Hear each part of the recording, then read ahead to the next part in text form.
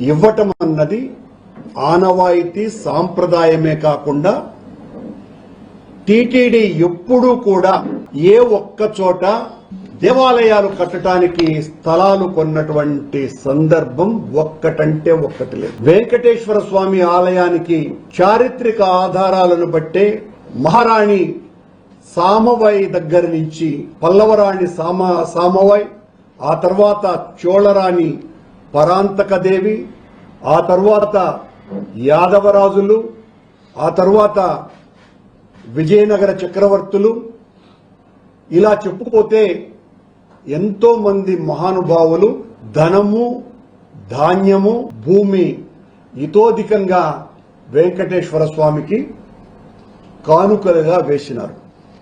వెంకటేశ్వర స్వామి ఆలయాల్ని నిర్మించడానికి ఎక్కడా కూడా ఈ రకంగా కొనటం అన్నది జరగల. ఆశ్చర్యకరంగా ఒక విషయం వెలుగులోకి వచ్చింది. నిత్య పూజా గరిష్ఠుడైన స్వామివారి పట్ల అకుంఠిత దీక్ష దక్ష పూజా దురంధరుడైన, అనునిత్యము స్వామి నామస్మరణ లేనిదే బయటికి కూడా రానటువంటి మన గౌరవ ముఖ్యమంత్రి చంద్రబాబు నాయుడు గారు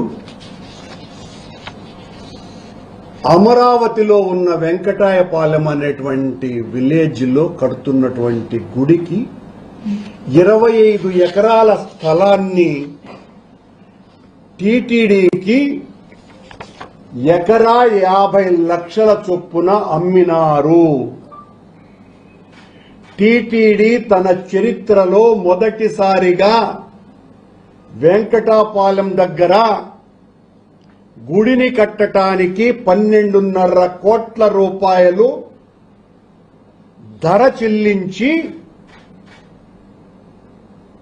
గుడి కట్టాలని ఆయన గారి చంద్రబాబు గారి ఆలోచన. ఎంత దారుణమైన విషయం అంటే ప్రపంచంలో ఇంతవరకు ఏ ఒక్కరూ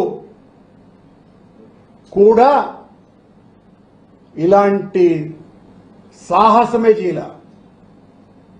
మేము అమ్ముతాము గుడి వెంకటేశ్వర స్వామికి, మీరొచ్చి గుడి కట్టండి అని అడగల.